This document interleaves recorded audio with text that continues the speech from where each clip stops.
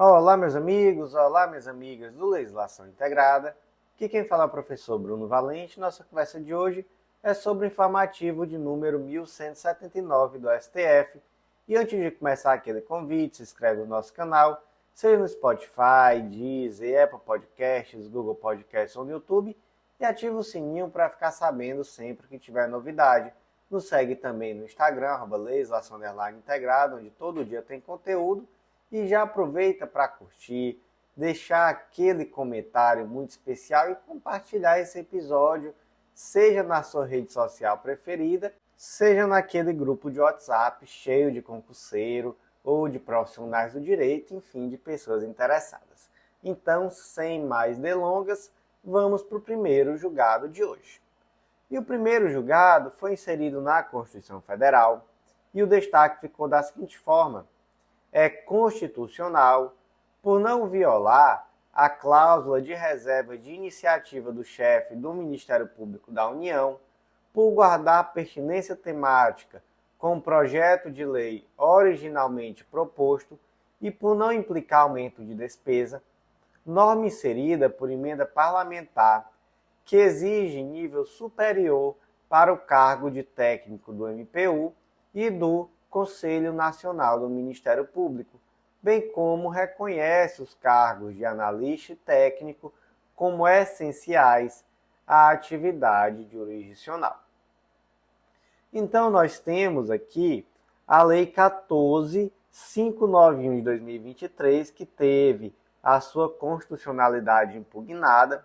Basicamente, esse projeto de lei tinha o objetivo de efetuar algumas alterações no regime jurídico dos servidores do Ministério Público da União. Então, teve iniciativa, naturalmente, do PGR, mas durante a tramitação, algumas emendas foram apresentadas. E aí a questão é, essas emendas são constitucionais? Gente, a primeira pergunta: quando uma lei tem iniciativa privativa, os deputados, senadores, enfim, podem apresentar emenda? Podem, não é? A resposta é sim, podem, desde que haja pertinência temática. O que não pode é uma emenda que traga algo totalmente distinto daquilo, do objeto, daquela lei que está sendo analisada.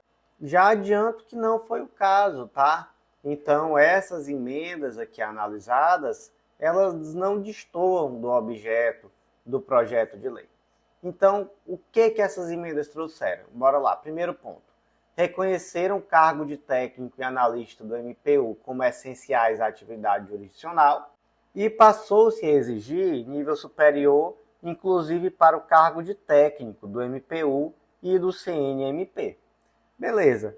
Essas modificações são constitucionais? Sim, são constitucionais. Por quê? Primeiro ponto, não há violação à iniciativa privativa do PGR, porque as emendas apresentadas têm pertinência temática. Segundo ponto, não houve aumento de despesa e entendeu-se que essa modificação, aqui especialmente falando da modificação da exigência de nível superior, isso contribui para a qualificação técnica do corpo funcional do MPU e é algo perfeitamente compatível com aquilo que é exigido no cargo. Então, tudo certo. Como é que ficou o destaque? É constitucional por não violar a cláusula de reserva de iniciativa do chefe do MPU e por guardar a pertinência temática com o projeto de lei originalmente proposto e por não implicar aumento de despesa pública, norma inserida por emenda parlamentar que exige nível superior para o cargo de técnico do MPU e do CNMP, bem como reconhece os cargos de analista e técnico como essenciais à atividade jurisdicional.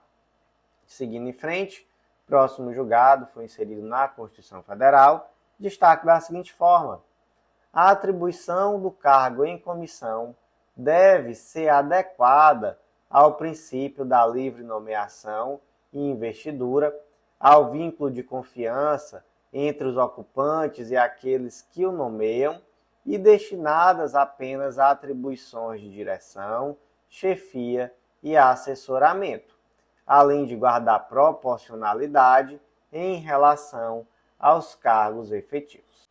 Então, primeiro ponto, qual é a regra no funcionalismo público brasileiro? Qual é o ideal a ser seguido? É o concurso público, não é? Nós temos lá no artigo 37 da Constituição Federal que a investidura em cargo ou emprego público depende de aprovação prévia em concurso público. Beleza. Existem cargos que não são providos por meio de concurso público. Hoje em dia temos vários tipos, não é? Temos uma salada cada vez maior de possibilidades. Mas temos, não é, dentre essas possibilidades, lá no artigo 37, inciso 5º da Constituição Federal, as tais das funções de confiança e os cargos em comissão. O que é isso?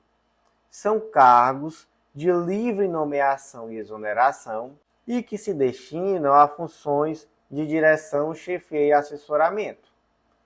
Então, quais são os pontos principais aqui que você tem que ter em mente? Porque muitas vezes você vai se deparar com determinados cargos, né, legislações que trazem previsões de determinados cargos, e você vai ser convidado a refletir se esse cargo poderia ou não ser um cargo em comissão. E aí você vai ter que ver, esse cargo é de direção, chefia ou assessoramento? Esse cargo tem uma relação de confiança, não é? Se tiver, né, se esses requisitos estiverem presentes, aí realmente é possível termos um cargo em comissão. Se não tiver, aí nós temos um desvirtuamento. E além disso, não é, já olhando lá no aspecto mais macro, é necessário ver se há uma proporcionalidade.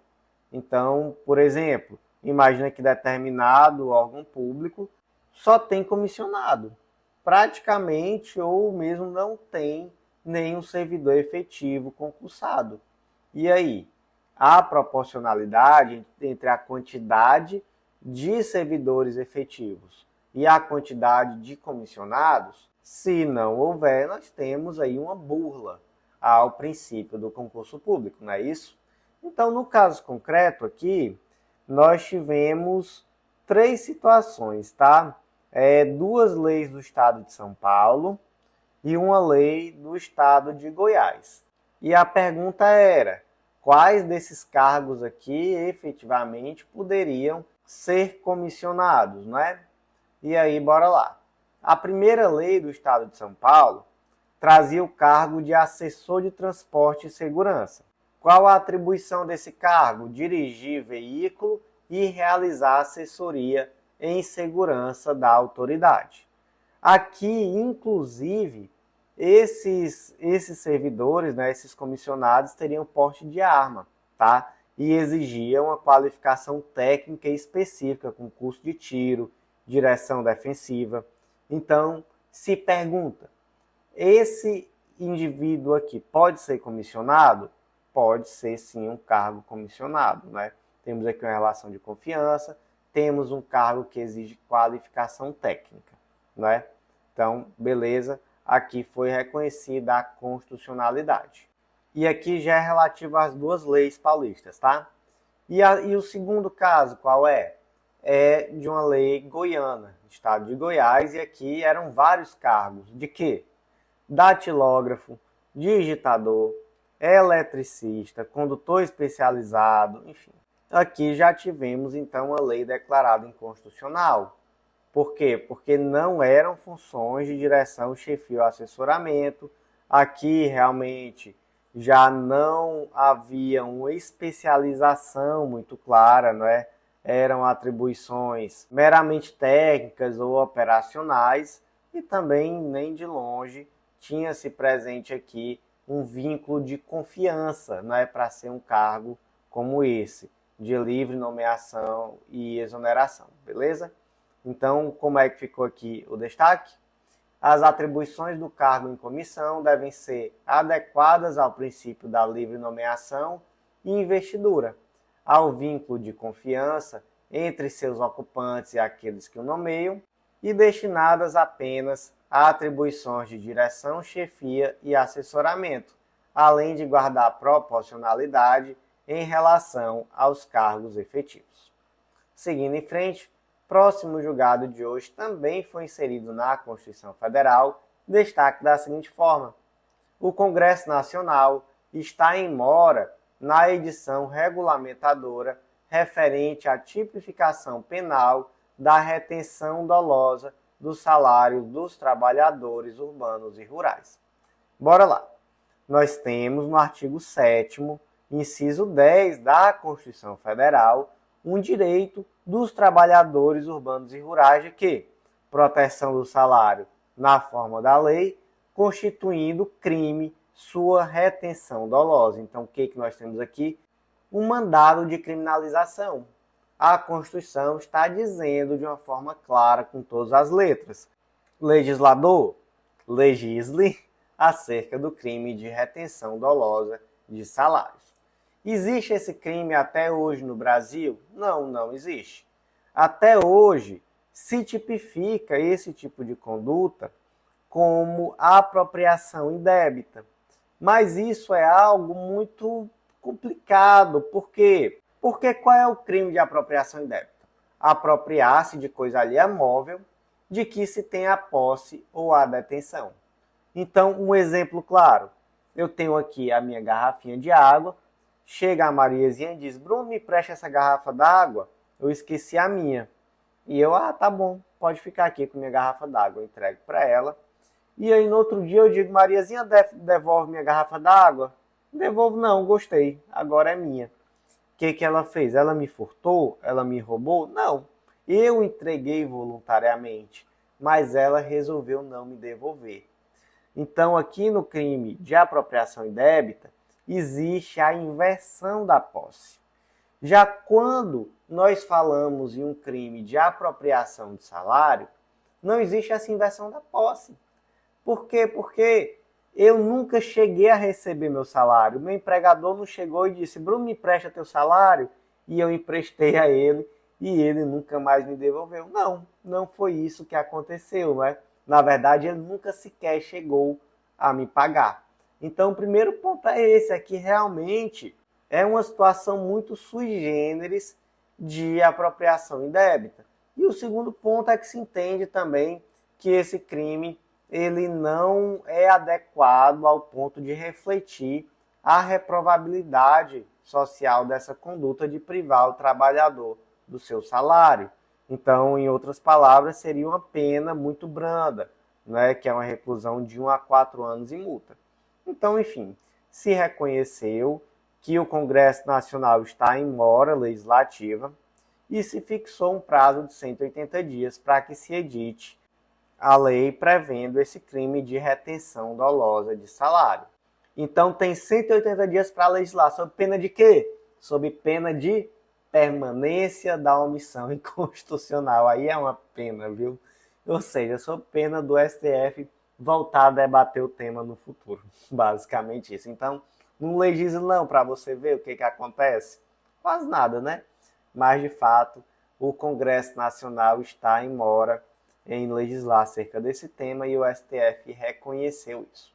Então, como é que ficou o destaque do julgado? O Congresso Nacional está em mora na edição da lei regulamentadora referente à tipificação penal da retenção dolosa do salário dos trabalhadores urbanos e rurais. Seguindo em frente, próximo julgado foi inserido na Constituição Federal, destaque da seguinte forma: os planos econômicos denominados Bresser, Verão, Collor I e Collor II são constitucionais, mas seus efeitos danosos consequenciais devem ser recompostos. Então, primeira coisa, né? O que foram esses planos econômicos? Gente, foram planos que foram editados no período de hiperinflação, lá na década de 1980 e 1990. E esses planos visavam exatamente controlar essa hiperinflação. Então foi um período muito conturbado da história brasileira, com muitas mudanças de moeda, uma coisa muito caótica realmente, e que culminou lá no final no Plano Real em 1994, e a partir de então tivemos uma situação mais controlada, né? De lá para cá, ainda estamos com o real, né? Felizmente, mas enfim. Qual é o ponto aqui? Na verdade, o que ocorreu foi que o STF homologou um plano, né? Ou melhor, um acordo coletivo e os seus respectivos aditamentos, e inclusive reabriu o prazo para adesão tardia a esse acordo. Então, agora haverá um prazo de mais 24 meses para que os poupadores possam aderir aos termos desse acordo. E, inclusive, eu coloquei aí no material escrito até mesmo o site que você acessa para simular. Se para você, não sei, talvez você seja muito novo, né? Eu também não peguei essa época aí, graças a Deus, né? Mas se você conhece alguém que tenha ações desse tipo, eu mesmo tenho algumas ações que tratam sobre expurgos inflacionários. Você pode acessar esse site, pagamentodapoupança.com.br, e verificar, inclusive simular, se no seu caso concreto vale a pena aderir a esse acordo. Professor, mas me explica melhor esse negócio, o que são esses tais desses expurgos? O que acontece? Nesses planos econômicos também ocorreu uma intervenção estatal nos contratos de caderneta de poupança, que era, na época, né, o grande investimento da população brasileira. Todo mundo tinha, ninguém tinha LCI, LCA, CDB, o pessoal tinha caderneta de poupança. E aí essa intervenção estatal, ela acabou resultando na aplicação de índices de correção monetária diferentes daqueles que estavam previstos contratualmente e que eram diferentes, para menor, então diferentes para prejudicar. Então isso resultou nesses tais expurgos inflacionários. Expurgos inflacionários, então, são a diferença entre a correção monetária que era devida de acordo com o que estava previsto no contrato e aquela correção monetária que foi efetivamente aplicada. Então, as pessoas, elas perceberam isso depois de um tempo e começaram a propor ações judiciais em massa, em virtude dessa situação. E aí culminou-se nesse acordo, nesse acordo coletivo que foi celebrado e que foi homologado pelo STF. E o STF, nessa homologação, entrou em um mérito, que foi dizer, esses planos foram constitucionais, porque, gente, muitos desses planos deram drasticamente errado, O melhor exemplo é o plano Collor, eu acho que o Collor 2, salvo engano, onde houve, inclusive, confisco da caderneta de poupança. Então, muita coisa deu muito errado nesses planos econômicos. Mas o STF disse, olha, apesar disso, esses planos são constitucionais sim, porque eles espelharam a necessidade de ações concretas naquele período histórico, que era um período de hiperinflação. Mas algumas coisas aqui deram errado. Sim, muita coisa deu errado nesses planos. Mas isso não significa que eles são inconstitucionais. Isso significa que eles tiveram efeitos deletérios, efeitos danosos, e que esses efeitos precisam ser reparados. E um desses efeitos é exatamente esse da geração de expurgos inflacionários, e as pessoas têm que ser ressarcidas, O dinheiro delas, elas foram prejudicadas de fato. E até por isso se homologa esses acordos coletivos permitindo a devolução dos valores àqueles que aderirem. Então, como é que ficou aqui o destaque? Os planos econômicos denominados Bresser, Verão, Collor 1 e Collor 2 são constitucionais, mas seus efeitos danosos consequenciais devem ser recompostos. Seguindo em frente, próximo julgado de hoje foi inserido também na Constituição Federal e é uma tese de repercussão geral, tema 1156 do STF, e a tese ficou da seguinte forma: o pagamento de crédito superpreferencial, artigo 100, parágrafo 2º da Constituição, deve ser realizado por meio de precatório, exceto se o valor a ser adimplido encontrar-se dentro do limite estabelecido por lei como de pequeno valor. Então, conversamos aqui sobre precatórios. O sistema de precatório está previsto na Constituição Federal, artigo 100, e basicamente traz que aqueles pagamentos que são devidos pelas fazendas públicas, tanto federal, estadual, distrital, municipal, em virtude de sentença judiciária, são feitos exclusivamente na ordem cronológica de apresentação dos precatórios. Beleza. Primeiro ponto. Há uma grande exceção aqui, que é a da dívida de pequeno valor. Se a dívida for de pequeno valor, não será pago por precatório, vai ser pago por RPV, requisição de pequeno valor. Quanto é um pequeno valor? A nível federal é 60 salários mínimos. Aí lá no artigo 87 da DCT diz que não havendo legislação específica acerca do tema, para o estado é 40 e para o município 30. Mas pode haver legislação específica prevendo um teto diferente, não é? Que pode ser inclusive menor. Só há aqui uma limitação mínima, que está lá no parágrafo 4º do artigo 100, que é o maior valor de benefício do regime geral de previdência social.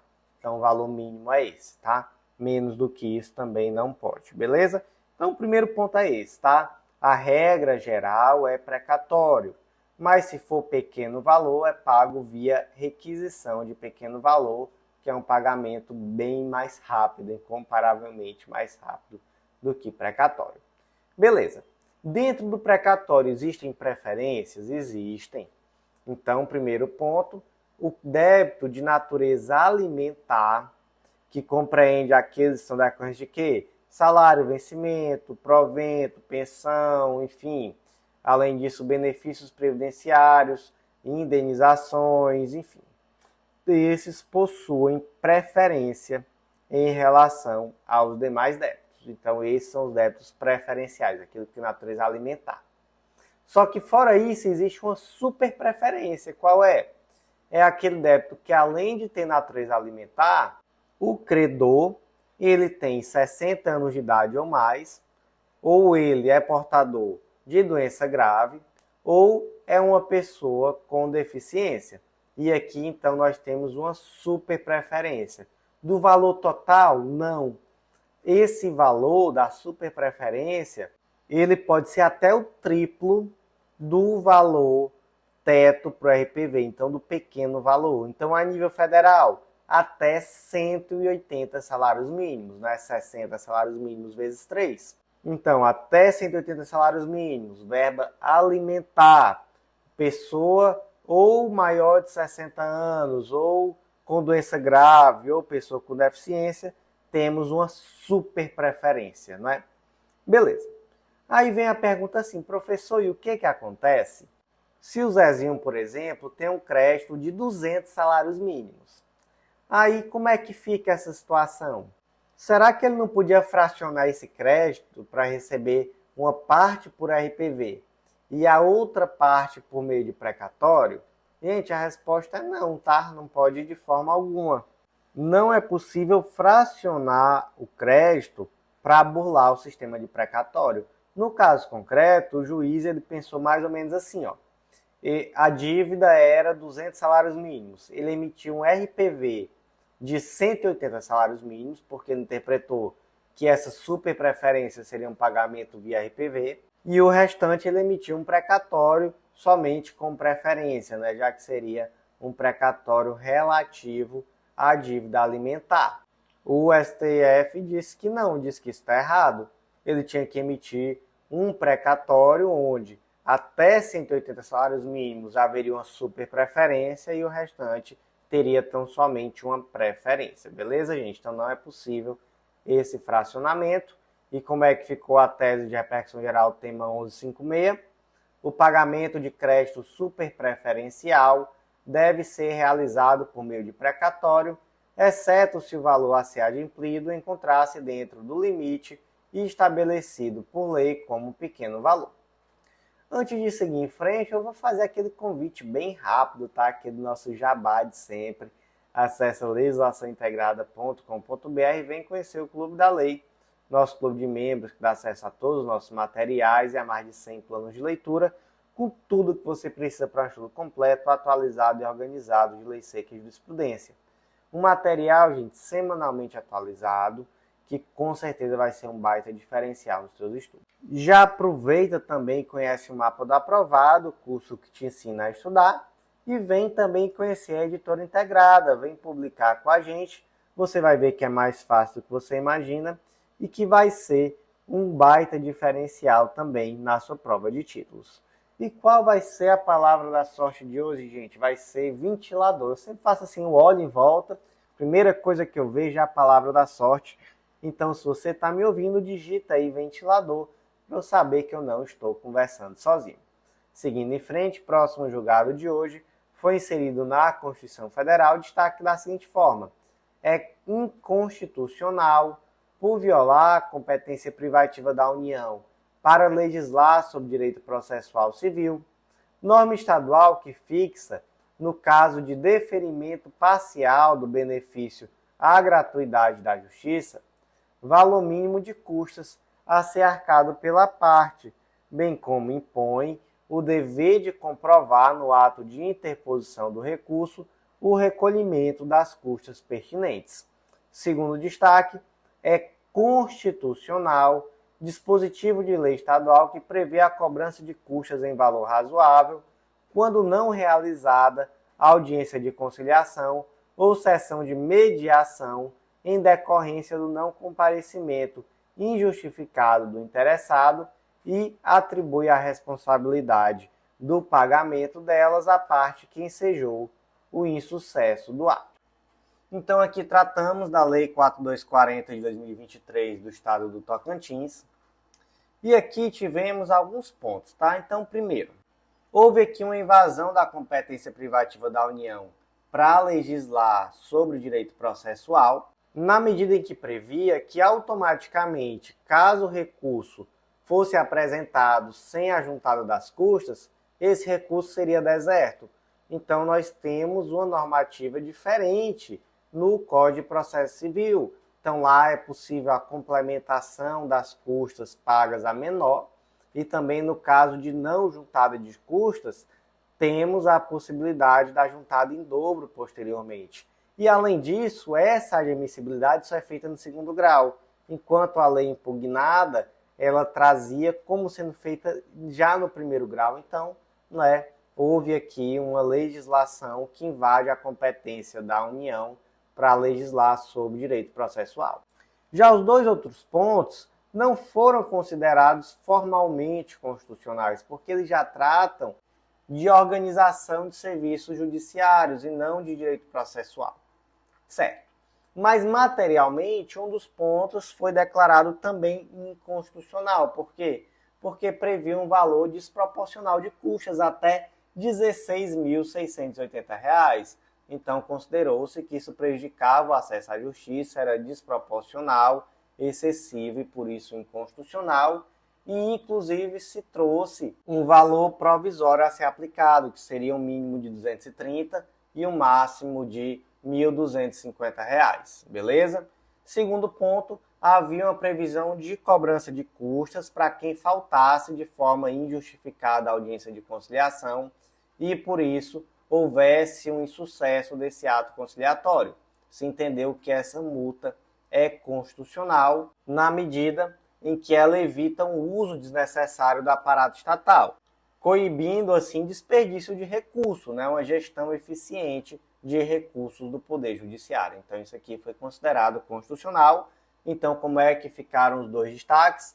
É inconstitucional, norma estadual que fixa, no caso de deferimento parcial do benefício à gratuidade da justiça, o valor mínimo de custas a ser arcado pela parte, bem como impõe o dever de comprovar no ato de interposição do recurso o recolhimento das custas pertinentes. Fundamento, violação da competência privativa da União para legislar sobre direito processual civil. Segundo destaque, é constitucional, dispositivo de lei estadual que prevê a cobrança de custas em valor razoável quando não realizada a audiência de conciliação ou sessão de mediação em decorrência do não comparecimento injustificado de interessado e atribui a responsabilidade do pagamento delas à parte que ensejou o insucesso do ato.